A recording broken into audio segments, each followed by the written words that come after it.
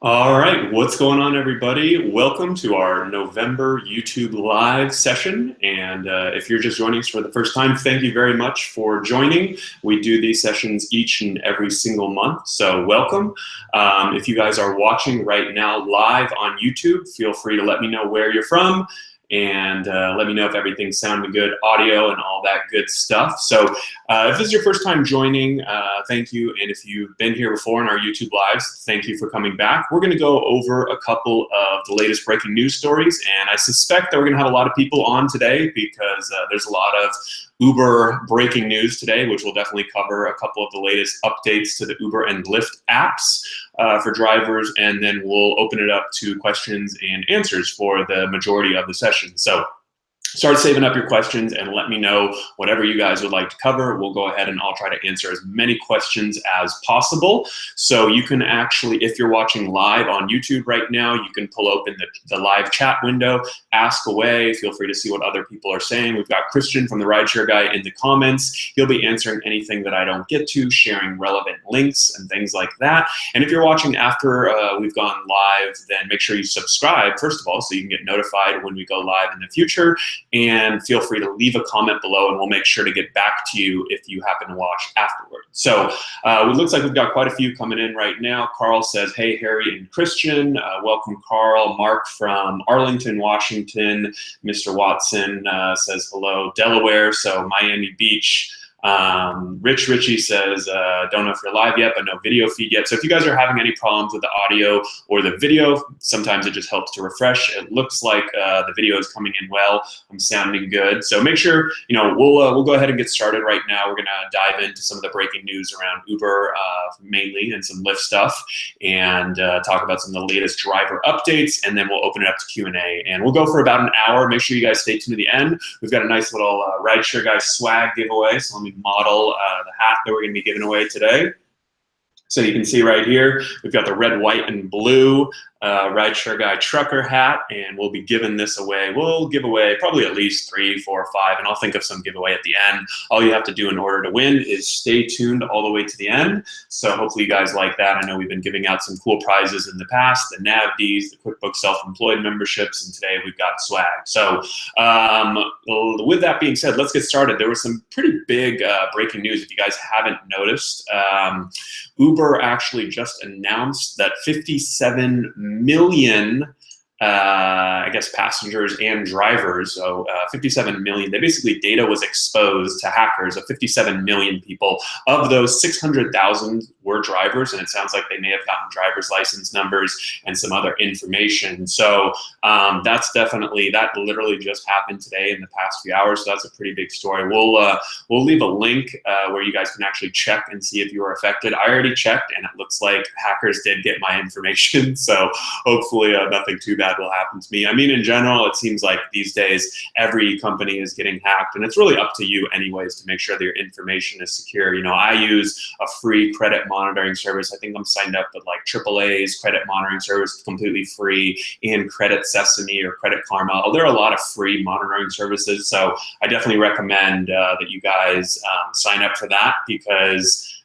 basically that's pretty big story that we saw today. Uber was also hit with a $8.9 million fine in Colorado for letting unqualified drivers on its platform. I guess one driver was even an escaped convict. And this is definitely something we're seeing with the Uber and Lyft's background checks. Something to keep an eye on for you as a driver, because one of the reasons why there's so many drivers out on the road and why it's so easy to get started is because the background checks are so easy. And it seems like these background checks are not really catching all of everything that they should. It seems like there's some pretty serious offenses that are coming through. So looks like we've got a pretty good crowd joining. We're up to 81 people live. It looks like we've got Rideshare Genius. What's up, Ezra? Your driver Mike. He's always on here, so good to see some familiar faces in here. Mark Berenger in the comments says, how does that happen? I assume he's referring to the Uber hack. And to be honest, I think that sometimes these companies just grow so big and so fast that things like security and things like, the company policies, sort of that stuff that isn't core to offering and operating rides on a daily basis, it's easy to sort of let that pass, right? The systems you have in place when you have 1,000 drivers need to be really revamped and really rebuffed, right? Because frankly, no one's going to hack you. I'm sure if like Russian hackers wanted to hack the rideshare guy, they probably should. But if you're Facebook, you should be, or Uber, right? You should be sort of prepared for that and understand that you're a target. So Rideshare Genius says Uber is going to take some heat for this breach because it's affected customers too. And that's a good point. That this 57 million people in total, which a majority of them are customers, and only about 600,000 or 700,000 Uber drivers information was affected. So that's definitely something to keep in mind. Your driver, Mike, wow, he just contributed $5. Thank you very much. And he says, excited for another live stream. Mike's got a YouTube channel of his own, so I definitely recommend you guys check out your driver, Mike. Wayne is checking in from Tyler, Texas. So definitely feel free to let me know if there's any stories that you guys have seen in the news lately, anything that's interesting to you. Uber also announced their Uber credit card, which is actually, I'm going to write a post and probably do a video on this because it's actually a pretty cool product for drivers. It offers free cell phone insurance. It's a no annual fee card. It offers free cell phone insurance. So if you were to lose your lose your phone, or it gets cracked or stolen or anything like that, they'll actually replace it, which I feel like is a no-brainer. So I'll definitely have something about that. Obviously, you need to use that credit card responsibly, but I'll have a post coming out about that pretty soon. So definitely stay tuned for that. And also, talking about a couple of the latest Uber and Lyft driver app updates. Lyft is actually coming to Canada, so it looks like Lyft is expanding worldwide. And then, you may have also seen that Lyft has been making some big app updates. Uber has been making a ton of app updates as part of their 180 days of change. So it seems like, Uberman had a good video on this, but it definitely seems like these companies are really starting to copy a lot of the same features. Uber releases long trip notifications, then Lyft goes and does that. Now they both have ratings protection. So hopefully, right now we're seeing a lot of good features added, but I don't think we're seeing anything super innovative, right? Anything that's going to be a game changer. And of course, no one has really touched raising the rates issue. So definitely something to keep in mind. Jay-Z says Uber teamed up with Volvo to do auto taxis, and that's correct. Uber did sign a partnership with Volvo to basically get 24,000 self-driving cars out on the road. And to let you guys know, I was at a conference the other day. I sat in an autonomous vehicle, did a little research, and these things are a ways away. The technology is getting closer, but honestly, I don't think self-driving cars are really going to be a huge issue for any drivers in the near-term future. I think it's really a lot of the media and Uber and Lyft that are really touting how amazing self-driving cars are going to be, and really just telling investors, hey, we're not making any money right now, but when we have self-driving cars, we will be, right? It's sort of an easy narrative to pitch to investors and other people, but I think they've got a ways to go on that, so I really wouldn't worry too much about that. And looks like we've got a few good questions coming in. Looks like we've got Christian talking about OB Noodle House in San Diego. That place is all right. Francisco says greetings from DC. And I'm here based in Los Angeles, so thank you guys for joining. As I mentioned, I kind of wanted to go over a couple, just to spend a few minutes going over some of the latest news, some of the latest Uber and Lyft driver app updates, and now we'll kind of open it up and spend about 45 or 50 minutes just answering all of your questions. So if you guys have any questions, feel free to just keep asking them, and I'll make sure that I can get to as many as possible. So Zoborn says, I just got a notification that my car will not qualify as of January 2018 due to the age. Do you know if the Uber hubs will approve cars I rent from Turo to drive for Uber? So that's a pretty good question and a couple different parts, but basically every single year, right? So right now, for example, we have Uber vehicle requirements on the website, on the rideshareguy.com if you're curious, but for the most part, every city is different. But in the bigger cities, I believe it's 2002 or newer for Uber. And every year they say that they're actually going to increase. So now in 2018, it's going to go up from 2002 to 2003, right? To basically keep that window, right? They don't want super old cars on the platform, which obviously makes sense. But, to be honest, in the past, they haven't always been super strict. So I remember that in the past couple of years, they were Uber specifically was saying that they were going to increase the vehicle age limit, and then they never did. and they actually ended up lowering it back in the day when it was 2005. I think they dropped it to 2001. So if you're in that situation, I would really wait until the last minute, until literally your car is, Uber is sending out notifications like next week is the time where your car will no longer be eligible, because otherwise you could have to go and buy a car ahead of time, right? And to your second question, you cannot drive for Uber and Lyft in a vehicle from a car sharing company like Turo, but you can use a third-party company like Hire Car, like Lyft Express Drive. Any of those options would work.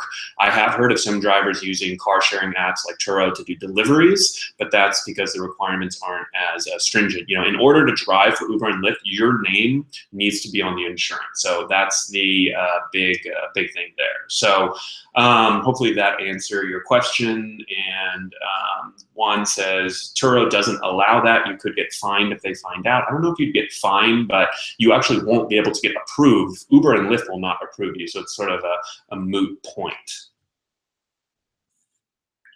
Okay, so Operation Jackhammer says, I have Geico and they have recently forced me to purchase their commercial insurance. Doesn't Uber and Lyft already cover their drivers? How does that work in case I get into an accident? And would Geico cover me? So basically what happens is during periods 2 and 3, so that's when period 2 is when you're waiting, or once you've accepted a request, you're now in period 2. You may be sitting there and you've accepted, or you're now driving to the passenger. And then period 3 starts once the customer gets into your vehicle. During period 2 and 3, Uber provides full liability coverage up to $1 million.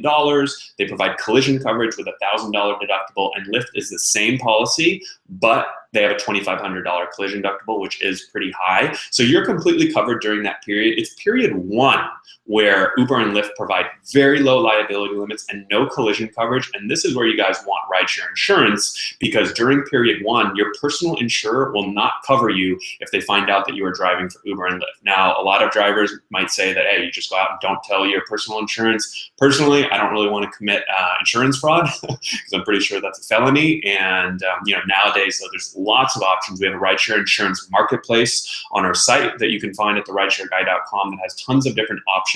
And honestly, I talk to a lot of drivers who are getting multiple quotes from different companies, and a lot of times it's very cheap, inexpensive to add on the rideshare endorsement, and that will actually replace your personal policy. And what that does, it'll cover you during period 1 when you might be sitting parked, you might be driving around waiting for a fare, repositioning, and then that way you don't have to worry about any of those insurance issues. So it's definitely an important topic, and make sure that you look at it. Bob says, I tried Farmers but switched over to State Farm, much better protection. And yeah, sometimes we have Kyle from State Farm join these live chats, and I have to say that State Farm does have by far the best coverage, because they actually covered periods 1 through 3. So you don't ever have to go to Uber. You might, let's say you have a $500 deductible with State Farm. You'd want State Farm to handle any and all accidents while you're rideshare driving, because your deductible may be lower. And especially if you're driving with Lyft, I really want to warn you guys that rideshare insurance is super important, especially if you have an option like State Farm or Allstate that will actually cover part of your deductible.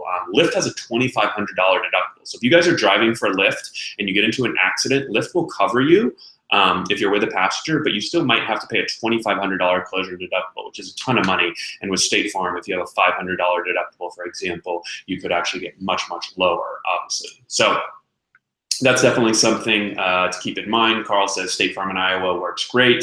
And yeah, you guys, as I said, you can check our rideshare insurance marketplace. We've got all the options. So every state is different, but we've got all the options laid out. We also have recommended agents that we work with, that we partner with. So that's a good way to support the site too. So hopefully that makes sense. And let's see, we've got a couple other questions coming in. Ace says, I'm just trying to get started driving, but still waiting on the background check 7 to 15 days when my license is active. Now, if you're just applying to drive for Uber or Lyft, and one of the components is that you need to be approved for your background check, if it takes really more than a few days, maybe 3 to 5 days, I would definitely follow up with Uber. They use a company called Checkr, C-H-E-C-K-R. You may even be able to reach out to them directly. I think their email is support@checkr.com, and you can sort of inquire on the status, because sometimes it's just this little hiccup that needs to be pushed along. So I would definitely check either with Uber directly or with Checkr. And then if you're with Lyft, you can sort of do the same thing, but I believe they use a different company. So we have to reach out to Lyft directly. So hopefully that helps with your background check issue. Let's see. We've got a question coming in from Richie. With the travel week causing a lot of traffic, especially at LAX, demand should be high. Rumors are that Uber is suppressing surge. Could this be true? Any idea? So Rich is basically referring to, we're in Thanksgiving week right now, if you're watching live, and just in holidays, and during the holidays in general, it tends to get really busy. The night before Thanksgiving is very busy, according to Uber and Lyft. And then, of course, going into New Year's and the holidays is also really busy. And so travel at airports especially, right? Everyone's traveling. So airport rides are obviously very important, potentially very lucrative for drivers. So it's definitely something to keep aware of. Now, Rich is referring to some rumors that Uber is suppressing surge. Now, I've seen some screenshots from readers. I haven't been able to verify it myself, and I think that it would be pretty unlikely that Uber is suppressing surge, but we had a good post out last week.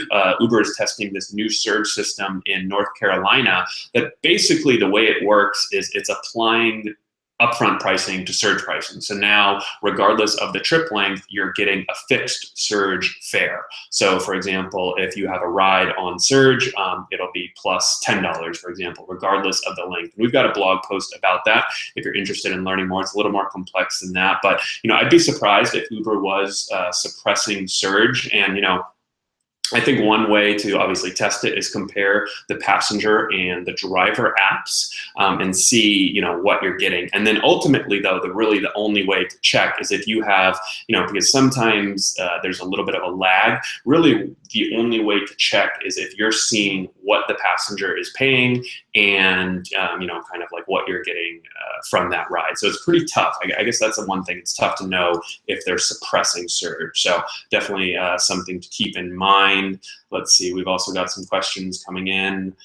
Christy says, will Lyft ever cover its drivers if something bad happens on the job, like Uber is recently doing? Now, I'm not sure what Uber is doing, because I don't think they have. I'm assuming you're referring to anything like if drivers get in, with accidents, of course there's coverage. Uber and Lyft are both the same, but if you run into a passenger that attacks you or, something really serious, which frankly is very rare, but at the same time, Uber and Lyft, their policies are pretty much the same in a lot of these places. I don't know that Uber is really going out of their way. I did see a cool feature on the Uber driver app recently that I believe they're testing. I don't know if it's live everywhere, but as a driver, you can now share your location with a loved one or a family member. So that's pretty cool. That's something that you can definitely check out. But I mean, for the most part, it's really, kind of up to you to, kind of be smart about the situations you're getting yourself into, right? Your safety is first and foremost, right? It's really paramount, right? Christian had a really good line in one of his articles, I believe. When you have like little hairs standing up on the back of your neck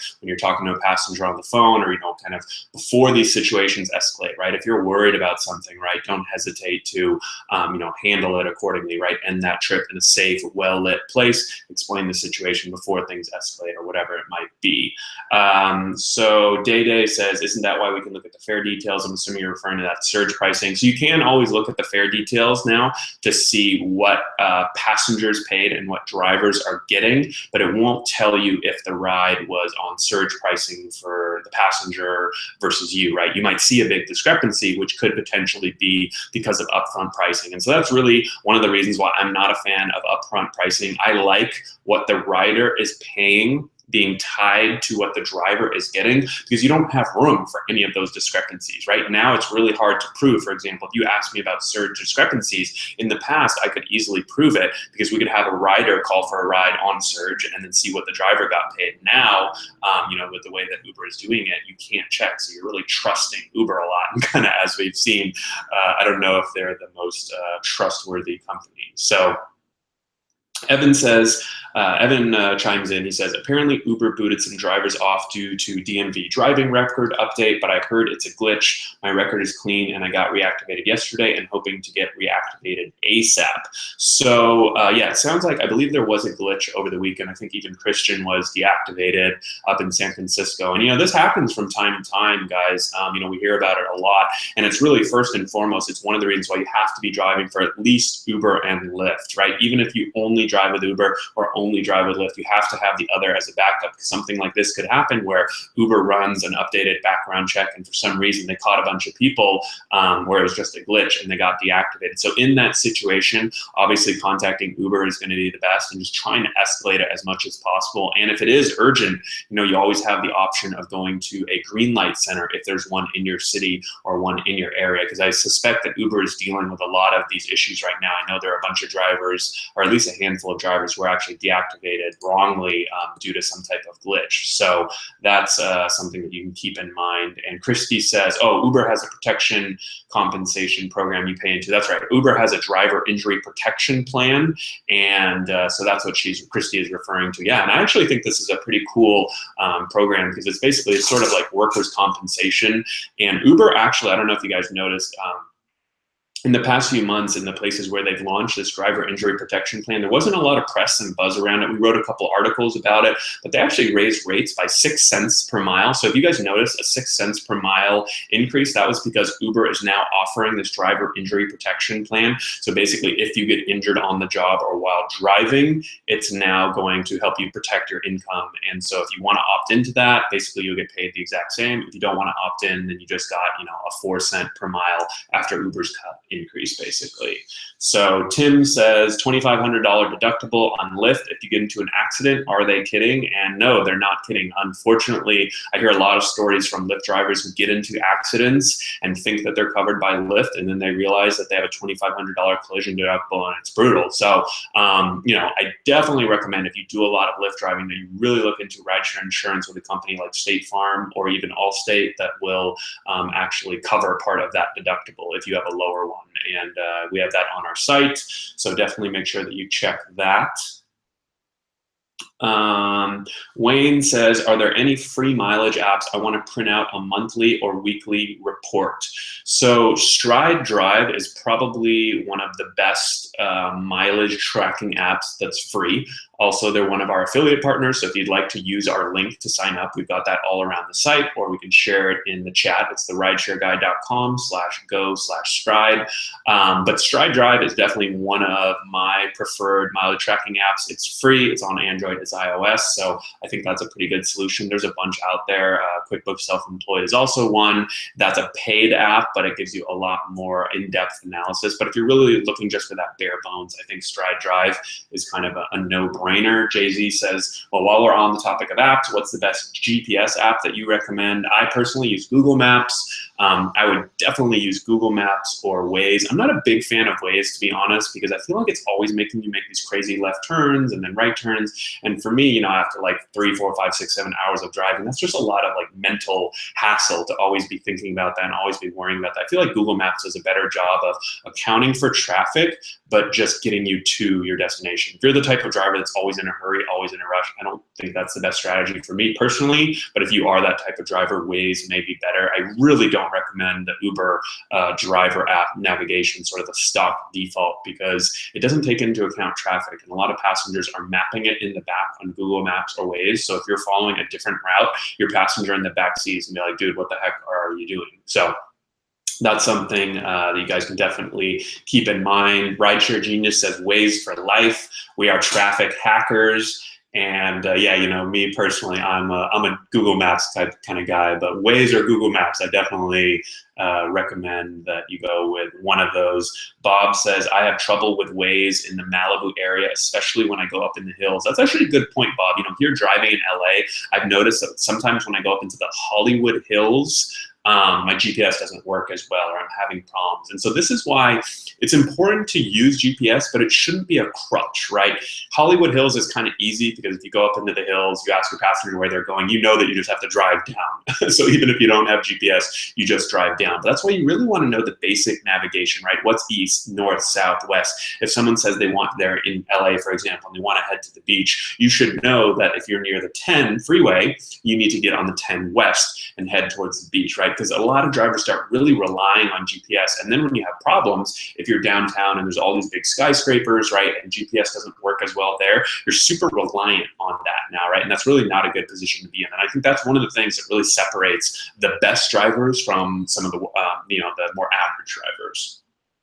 So definitely keep that in mind. Rideshare Genius says Uber app doesn't work in the hills, can't end or begin trips. Exactly, that's correct. So, for me, when I get into that situation, I'll just get out of that area. And you can, of course, let the passenger know, say, hey, I'm not able to start this trip, so I'm going to save you some money, and I'll start it once we get back into the service area, and you can try to get Uber to adjust it, which probably won't work, or maybe, that incentivizes them to do a tip, or just ignore those rides in the first place. When I get a request coming in on the request screen, whether I'm on Uber or Lyft, if I'm not using Maestro, which auto accept rides, I usually take some time to study that request. You have 8 seconds to look at the request, right? See where it is on the map. You may not be able to know exactly where it is. We can get a general direction. If it's 15 minutes away and it's way up in the hills, it's going to be a hassle to get up there.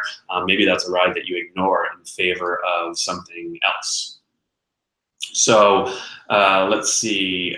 Bob says, any comments on Maestro and their issues?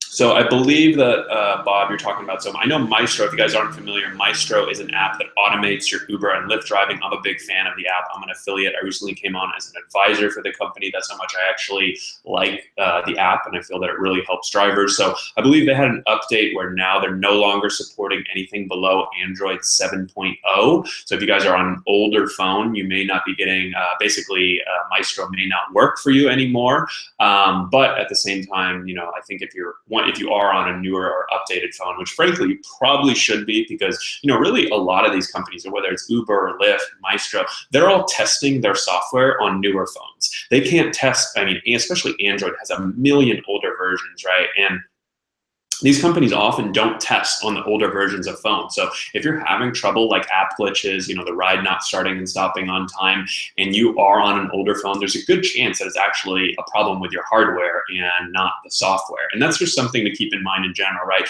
As a driver, you really have to think about, what are my most important tools as a driver? Okay, me, my brain, my car, my phone.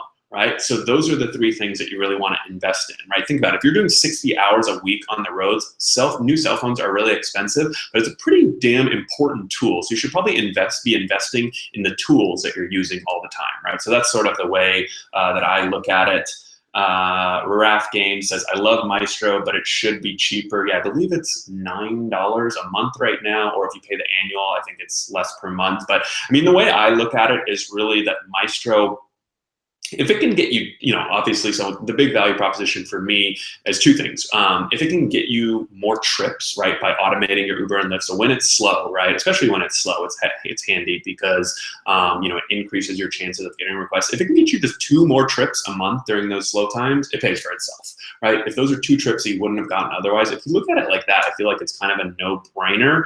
And then the other thing that I really think a lot of drivers overlook, and I completely get it, it's easy to overlook the safety aspect, but if you guys are out driving, even if you're just doing Uber or just doing Lyft, looking at that request screen while you're driving is super dangerous, right? Even just looking to try and find it to accept it is super dangerous, right? If you're doing both apps at once and juggling between the 2, and you get a request while you're driving and you have to accept it, switch over to the other app and log off of Lyft all while you're driving, that's insanely dangerous. And it's really only a matter of time before you get into an accident. And that's going to put you out of work. That might be thousands of dollars, right? So for me, I see it as like really a no-brainer.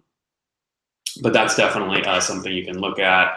Indira says, Maestro has issues with destination filters. Yeah, and it doesn't work perfectly with destination filters. That's a little bit of a different topic. Talal says iPhone X. I'm actually, I'm an Android guy, so I've got my Galaxy S8 Plus right here. I'm a big fan of this phone. This is what I use. I really like it a lot. But yeah, if you're on iPhone, obviously that also works. The iPhone X is pretty expensive, so if you guys are on it, I'd be curious to know what you're using. And feel free to chime in right now if you're watching live. Let me know, what type of phone are you guys using? Are you on Android or iPhone? What model iPhone or what model Android? Jim says iPhone X is a ripoff. And to be honest, I have to agree. $1,000 or whatever it is for a phone seems pretty expensive. there's some really solid Android phones that are now coming to market that are brand new, that are, much cheaper, 400 or 500. The Galaxy S8 is the top of the line one, so it's still pretty expensive, $700-800. But, you go for the S7, for example, right now, which is basically last year's model, you can get a huge discount and you're still basically getting a brand new phone. So it looks like we've got a lot of Samsung S8. Francisco says Galaxy S4. I'd be curious to know, Francisco, if you ever have any problems running Galaxy S4 with any of the apps, because that is a pretty old phone. John says iPhone 6s. Sleeping Elephant says Nokia. I don't even know Nokia makes smartphones, to be honest, but Jim says iPhone 7 Plus is good enough. And, I think that's probably about accurate. If you're within 1 to 2 years old of the models, I think that is probably going to be a really solid phone. But it's tough, because you don't know what you're missing out on until you upgrade. And legitimately, I don't care about the games or the apps or anything like that. But what I do care about are these apps, the Uber and Lyft driver apps, the Maps, Maestro, all of these apps running really smoothly. And if you're running into problems or glitches or anything like that, and it's costing you rides, it may easily be worth it to upgrade. So definitely something to keep in mind. I think I saw someone asking about an Uber beacon, and we've got a cool Uber beacon video on the channel. Uber is actually starting to launch the Uber beacon in more and more cities. So if you have Uber beacon, feel free to chime in the comments and let me know. But the way that Uber beacon works is drivers actually get like this cool light up Uber beacon, and then on the rider's side of the app, you actually get to change the color of the beacon. So if you're out looking for a ride at the airport, I feel like it's super handy at the airport. Or a big event, concerts, anything like that where it's tough to find riders, bar areas. Passengers can look at their phone and basically see, okay, I set a red color, and now they're looking for that red Uber beacon. So it's definitely something that is pretty cool, and you guys can definitely check out. John, so finally we got to your Uber beacon question. And let's see, what else do we got? Robert says, how many people use tablets instead of phones? And that's actually a cool topic. Personally, I just use my phone, but I have seen drivers who use a phone in conjunction with a tablet. So what they'll do is they'll run their Uber driver app on the tablet so that they can have the mapping bigger, or so that they can show it to their passengers, and then they still sort of have their cell phone there to take calls or to do whatever. So I don't think a lot of drivers do that, but it's definitely something that people do. Joe says, I drove Sunday. All right, we got some good questions coming in here. Thank you guys for joining. Let me just take a little break. We're about halfway through this live session. So if this is your first time joining, thank you very much for joining. And if you are familiar with our YouTube lives, thank you for coming back. We do these each and every single month. We'll go live for about an hour, cover some of the latest breaking news in the rideshare world, talk about some of the latest Lyft and Uber driver app updates, and then we'll also focus on questions and answers. So this is the time for you guys to ask all your questions. I'm gonna do my best to answer them. If we don't get to anything, you can always follow up with me directly, harry@therideshareguy.com, and send me an email, or just leave a comment. We make sure that we try to respond to every single comment that we see, but sometimes we do miss it. So feel free to just ping me with an email, or leave another comment. And we'll go for about another 25 or 30 minutes. Make sure you guys, we're gonna be doing a little swag giveaway at the end here. So we've got the Rideshare Guy trucker hat. I'll model it for you real quick. We'll give away some of those hats at the end. It'll be a nice, easy giveaway for you guys who can make it to the end. And let's see, we've got some questions coming in. I think I saw one about, what was it? Let's see, Wayne says, I tried using my tablet. I only have Wi-Fi, so it causes it to lag some. Yeah, so you'd have to link it with a hotspot to your phone. Jim says the iPhone X is marginally better than the iPhone 6. I don't know. I feel like iPhone 6 might be a little bit old. I feel like that one is pretty old. Talal says iPhone is just a joke since Steve Jobs left. I don't know if he left. I think he passed away, but I get what you're saying. So it looks like we got a question right here from Jeff. He says, do you know if there's an official policy on too many passengers in your car? Yes, there is an official policy. And if you're driving for UberX, in order to be approved for UberX, you need to have 5 seatbelts in the car. So 1 for yourself plus 4 seatbelts for your passengers. You cannot take more than 4 passengers. And this is something that I think drivers need to be super strict about. Hey, look, when I was first getting started, I broke the rules. I would take more. If I have a group of people that are like, hey man, we'll give you a big tip at the end of the ride. Can you take one extra? I was like, oh, okay, sure, right?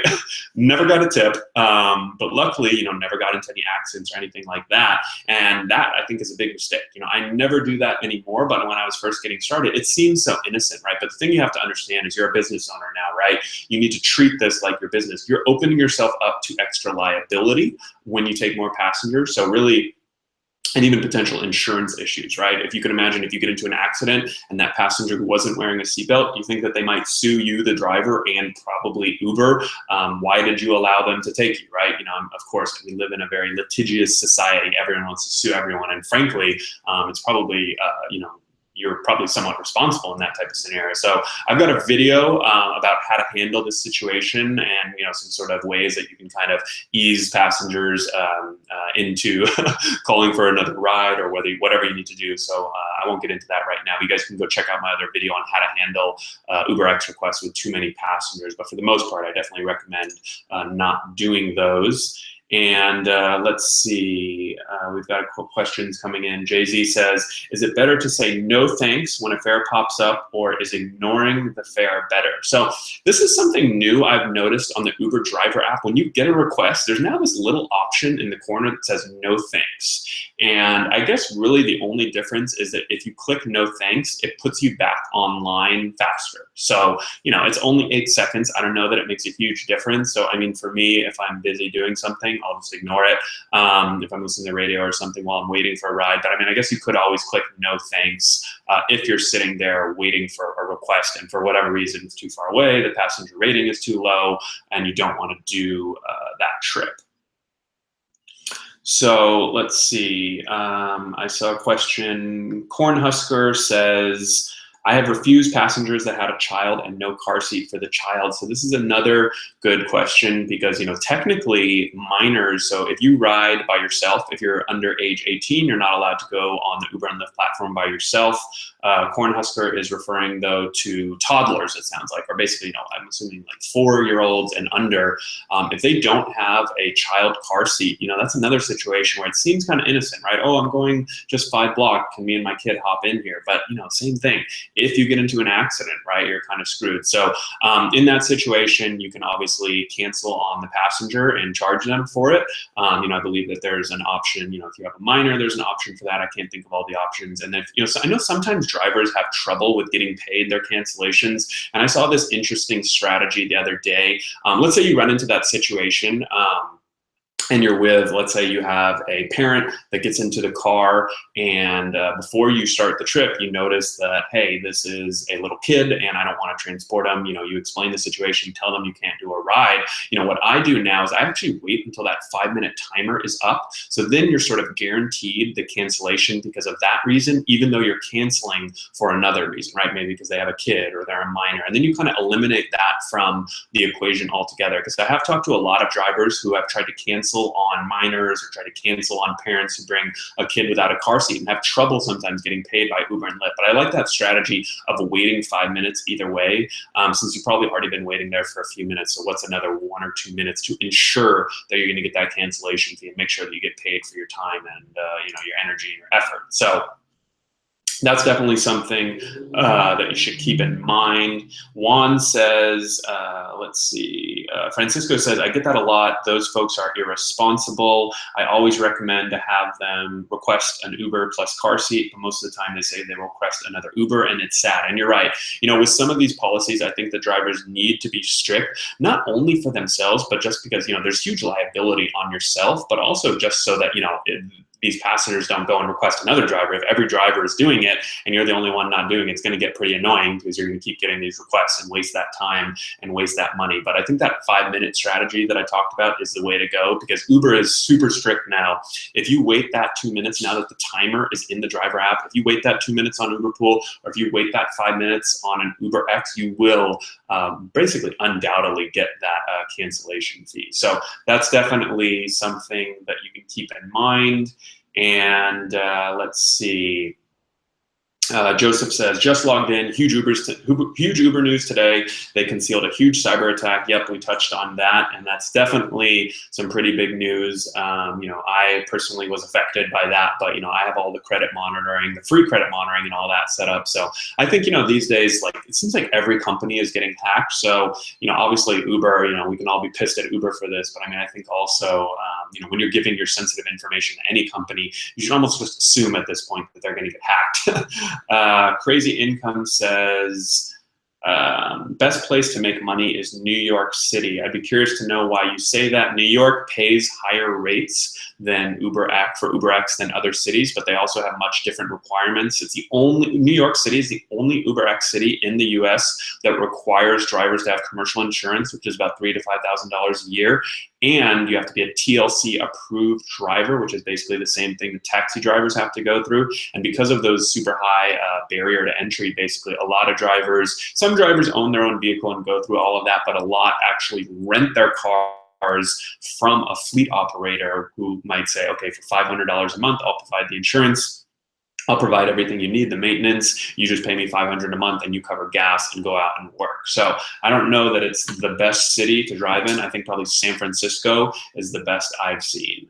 Gromito says, I have driver's knee. I don't know what that is, but I'm assuming that knee pain from driving. And we've got out a couple good posts about this recently, and we'll have a few more. It definitely is important. I try to, whenever I'm stopped, one of the reasons why I love Maestro is whenever I want to take a break in between fares, I just leave my phone in the car and I just walk around a little bit, stretch outside the car, just take a little bit, I think it's really important to take a break whenever you can, just even if it's to unbuckle. Sometimes I actually open the door for my passengers, and I don't do it because I'm trying to be, like a luxury driver. I just do it because I want to get out of the car and get my blood flowing. Right? It can be kind of bad for your body. If you're experiencing joint pain or anything like that, it can actually be something as simple as, just sitting for 5 hours straight. I'm kind of getting uncomfortable right now just talking about it. Maybe I should get up and walk around.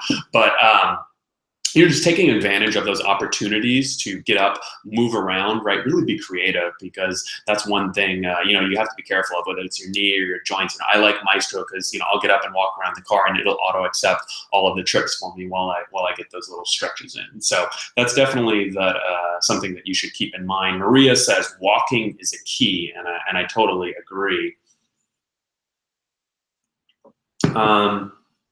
Let's see, Wayne says, I am using a Bluetooth headset so I can hear navigation, and also so I can stretch and still hear the ding. So that's definitely a good idea. I really like to try and stretch, and if I am taking a long break, I'll try to walk, obviously, in between.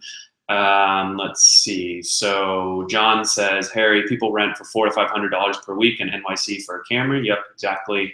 I think that's what I said. Mark says, I have forearm pain from driving. We had a really good post from one of our contributors, Jay, in San Francisco on the blog the other day, and he's actually had a couple of videos on the YouTube channel you guys may have seen. But he talked all about, sort of what he does to really stay healthy as a driver. He gets a massage once a week, a cheaper massage, right? 40, 50 bucks a week. And these are some of the things you kind of have to take into account, right? It's easy to say, oh, I'm aching and I'm in pain from driving, but what are you doing to kind of counteract that? Are you stretching? Are you walking? Even maybe something as simple as getting a massage, or maybe it's acupuncture once a week could be, make a huge difference. And maybe that allows you to drive 5 hours. It might cost you $50, but maybe that allows you to stay out 5 hours later and make more money during surge time. So definitely something that you should keep in mind. Joe says, I'm getting too many short rides. How do I get longer rides? So obviously that's a question we all want to know. There's definitely specific times that I've found, early morning airport runs from about 4 to 7 a.m. are typically longer, typically more lucrative.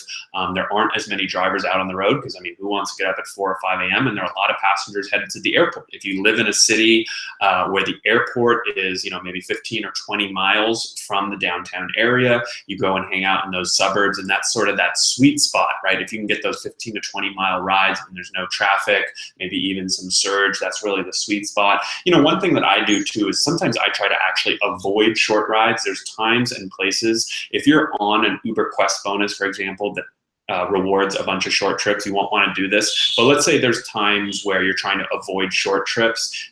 Bar areas are, from about maybe 9 or 10 p.m. to 11 or 12, maybe even 1 a.m.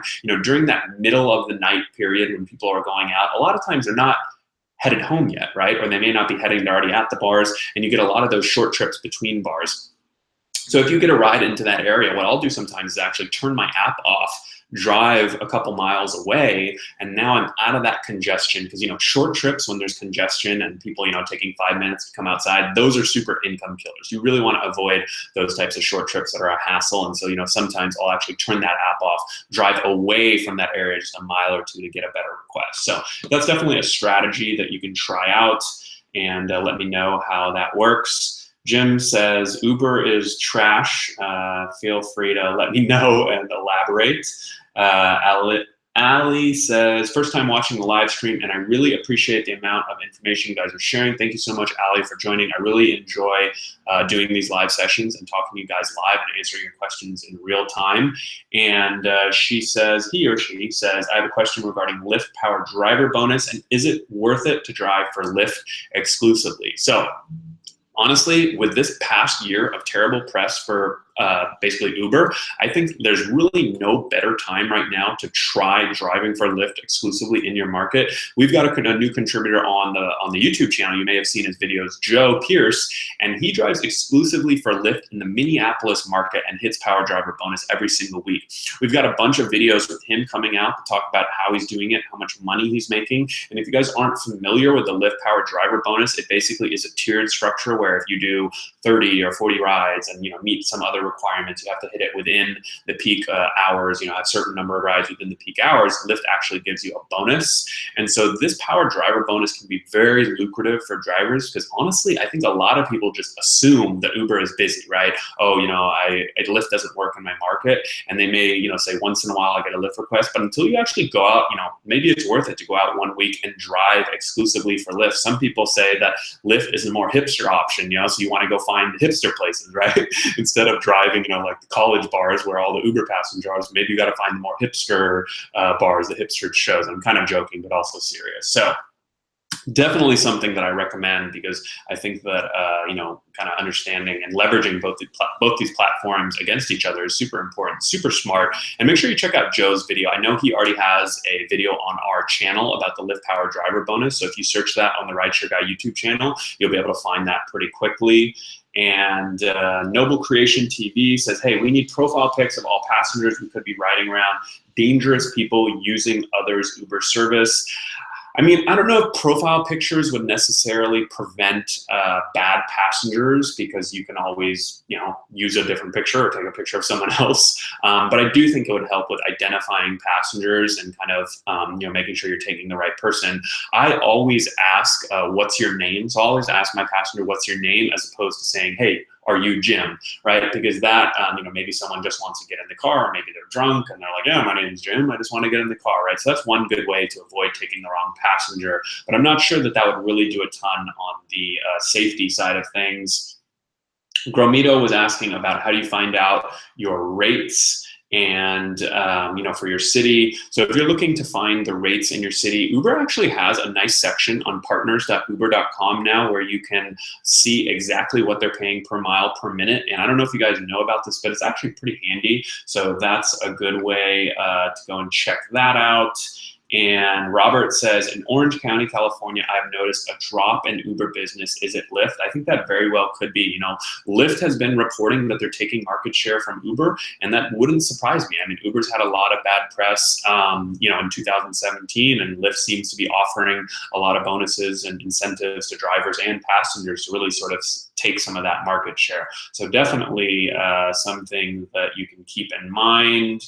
And let's see what other questions we have going on here. Operation Jackhammer says, I tried driving for Lyft here in San Diego. It's very slow. Most people here still use Uber. And if you wait around for rides, not getting any Uber requests, you lose money in the long run. And so I think what I want to explain to you guys is that from time to time, a lot of passengers, just like drivers, use both Uber and Lyft apps. And from time to time, Lyft offers insane bonuses to passengers. They might say $5 off your next 10 rides. And so that's one of the reasons why, one of my most popular videos on YouTube is that you should take a ride as a passenger. And another bonus is that you'll start to see what offers you're getting as a passenger, right? So let's say you're signed up with Lyft and Uber as a passenger in addition to being a driver, and you notice that Lyft is sending out all these promotions to you as a passenger saying, hey, free rides, come take this, come take that, right? They're probably doing that for a reason. They're probably trying to gain some market share. And as a driver, you now have a little bit of information or insight that other people don't have. And so maybe hey,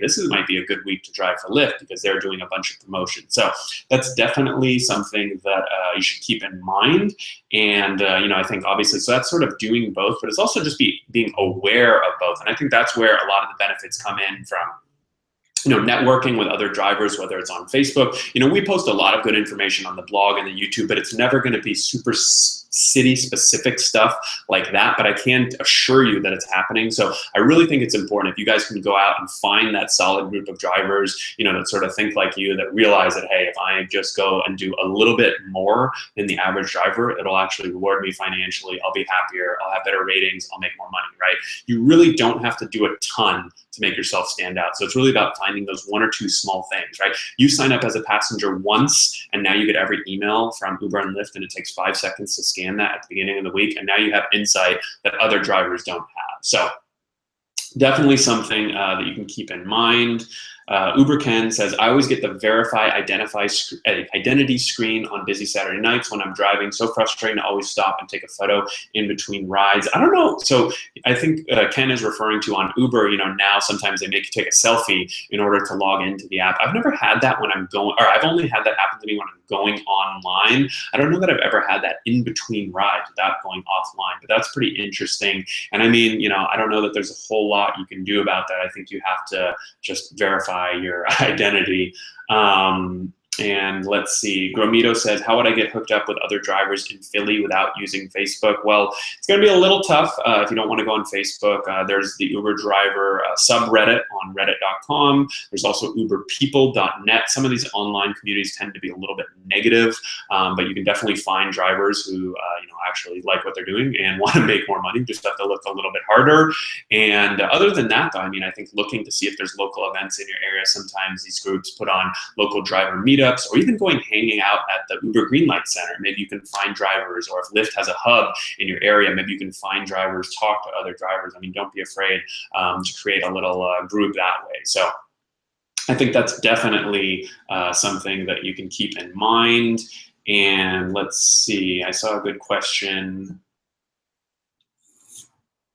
Crazy Income says, Uber and Lyft should give us a code for passengers to request us as their personal driver. I don't see them doing that anytime soon, but you can use a third-party service like User, that's UZURV. We've got a review of them. That's exactly what they do. So that's definitely an option. Let's see. Frank says, can you tell a rider no eating or drinking in the car? So this is a good question because of course you can do it. It's your car. You can say anything that you want, but the way that you say it is super important, right? So for example, let's say you have a passenger come into your car with like a greasy burger and fries. I don't want them eating in my car. If they ask me if I can eat in my car, I'm not going to say no outright. I'm going to say, oh, you know what, man, I totally would love to let you eat in the car, but sometimes it affects my next ride. Passengers rate me lower because they get into the car and it's very fragrant. So if you wouldn't mind waiting until after the ride, it would really help me out and really help my ratings as a driver so that I don't get deactivated or something like that, right? You see how instead of just saying no outright, which is kind of a dick thing to say, but obviously I don't want people eating in my car, especially something that's going to smell. You sort of diffuse the situation and shift the blame a little bit, right? Oh, this other passenger might rate me lower if you eat in my car. So that strategy can really be applied to a lot of different situations, whether it's people coming in with alcohol. You obviously have the right to say whatever you want to say, and if you don't want those types of passengers, but hey, these passengers are going to rate you whether you like it or not at the end of the trip. And just by using some of those simple tactics, I think you can really avoid a lot of those situations. So that's definitely one way to handle it. And yeah, you guys can go ahead and check that out. So Let's see. We've got a few more minutes left. I'll go ahead and I'll do the giveaway soon. So if you guys, we've got 118 people watching right now, which is awesome. We'll do the giveaway for this hat in just a few minutes here. So stick with me for another 2 or 3 minutes, and we'll go ahead and do a little giveaway. And let's see, what other questions do we have right here? Excuse me. Joe says, does the Uber Rider app provide a security button for women or men that are in a cab with a sketchy driver? So there's no button that you can press, but on the Uber Passenger app, and I'm actually working on an article about this right now for a site called The Points Guy, and on the Uber Passenger app, you can actually, one of the cool features, you can share your trip. So let's say, like when my wife takes an Uber ride, I always tell her, share your trip with me so I can see where you are and where you're going. And then that way, I sort of know like where she is at all times, or not at all times, but you guys know what I mean. So that's sort of what you can check out and try. And let's see, Rideshare 2K17 says, will pre-scheduled rides kill surge? Because I can see people setting up rides before they get drunk and not paying surge when the bar closes. So on Lyft, pre-scheduled rides, this is a new feature that both Lyft and Uber have. Pre-scheduled rides you can actually look for in advance, but on Uber, pre-scheduled rides, when a passenger calls for a pre-scheduled ride, all it does is initiate a request at that time. And so if it's surging, if it's busy, if drivers are 15 minutes away, all it does is initiate that request for you. So it's not sending out to drivers in advance and saying, hey, come here and check this out. So I'm not, I think the scheduled rides have a little bit of a ways to go. Wings, W-I-N-G-Z, is a great service for passengers and drivers if you're looking for those scheduled rides. So like, for example, when I go to the airport, calling an Uber on demand kind of sucks because there could be surge pricing. There may not be any cars available, right? That's a time where these services like Wings actually make a lot of sense. You can get drivers that you like, you can favorite drivers and things like that. So that's definitely something that you can check out. And let's see, Mark says, will Uber deactivate us if we ignore Uber pool requests? So Uber no longer deactivates drivers for ignoring requests. You cannot be deactivated on Uber if you ignore Uber Pool, UberX requests. If you ignore 2 to 3 in a row, though, you could potentially be put in what I call Uber timeout, where they basically won't send you any ride requests. So, for example, if let's say you're driving, you don't want Uber Pool requests, you can just ignore them. But if you get 2 or 3 in a row, you may get put in timeout. So that's definitely something to keep in mind. But you can definitely not do that if you want. So Buddy says, has anyone seen a positive result from Uber's new tip thing? I'm a little disappointed for the Uber tip option. Tip passengers aren't tipping that much on Uber, and we've got a really cool post coming out from one of our contributors, Will Preston, on the rideshareguy.com, where we did an experiment where we actually basically handed passengers $1 and asked them to tip $1 on the app. We were actually checking to see if Uber is stealing tips, and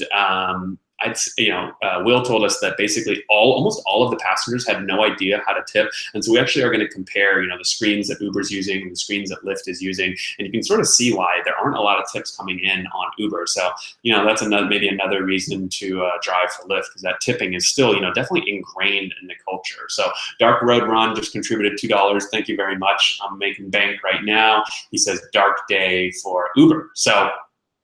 All right, cool. Well, looks like we got some people in the comments being rowdy right now. So Christian's in there putting people on timeout, and seems like it's as good a time as any to end. I'll answer one last question. Joe says, and then I'll do the giveaway. What is your max pickup time?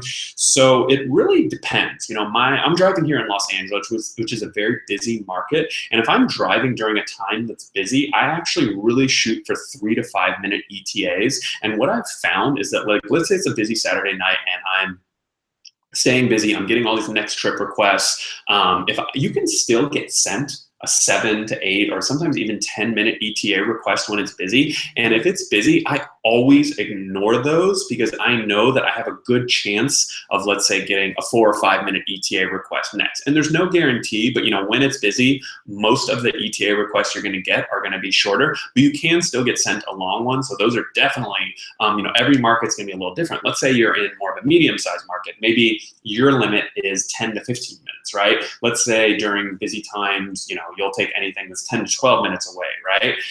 So that's just something to keep in mind that, it really is a function. The long pickup times are a function of the time you're driving and really how busy it is, and also your market, right? If you're in a busy market and it's a busy time, maybe you only go for 3 or 4 minute ETA requests. If you're in a market where it's a little slower, maybe a 10 to 12 minute request still makes a lot of sense. So definitely something that you guys can check out. Jeffrey says, Harry, you need to do this once a month. Awesome job. Jeffrey, believe it or not, make sure you subscribe to the YouTube channel. We do these every single month, and we've been doing it for about a year. So thank you guys all for joining. Let's do this giveaway now. So I'm going to be giving away probably a bunch of these Rideshare Guy trucker hats. If you guys want to win a Rideshare Guy trucker hat, all you need to do is send me an email, harry@therideshareguy.com. I'll go ahead and pick either 3 to 5 random winners, subject line YouTube live, and then why don't you tell me the one thing, why don't you tell me the one thing that you'd like to see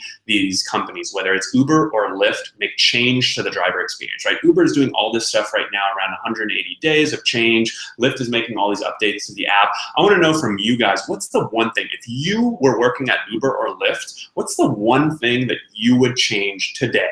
Right? Would it be a complete overhaul of the rating system? Would it be raising rates? That's kind of an obvious one. I bet now that I said that, probably you can get a lot of those, but I really want to know from you. Feel free to be very specific, right? Would it be, maybe it's revamping the tipping option, right? And feel free to let me know. So send me an email if you guys want to be entered to win. I'll pick probably the 5 ideas that I like best. So if you just say raise rates, that probably isn't going to be a winner. But if you elaborate and give me detail, I actually read all of these responses, unlike some other people, Uber. But if you guys want to be entered to win one of these hats, send me an email, harry@therideshareguy.com, subject line YouTube live, and then let me know what's that one thing that Uber or Lyft or both of these companies really need to work on. They really need to change. They really need to fix. I want to know from you guys, and feel free to be specific. So I see some good suggestions coming in. Better security for drivers. What would you change? So better security for drivers is a good one, but what would you change? Is there a panic button that you would add to the app? Feel free to be specific when you guys email me. Crazy Income says they would raise $1 a mile on every city. I think that's sort of an easy way out, but yeah, I mean, I agree with you. Higher rates definitely are nice. And then Noble Creation says profile pics all day long. So hopefully you guys enjoyed the YouTube Live. I had a lot of fun. We do these each and every single month. If this is your first time joining, thank you so much for coming on. If you're a subscriber to the channel, thank you very much. I really appreciate it. And if you haven't subscribed yet, definitely make sure you subscribe. If you like this video, give us a thumbs up. If you didn't, let me know why. And if you guys aren't watching this video live, make sure you opt into notifications so that you can get live notifications. So every time we go live, you'll know, and you won't have to watch these after the fact and get all your questions answered. So that's right, Christian, hat hype.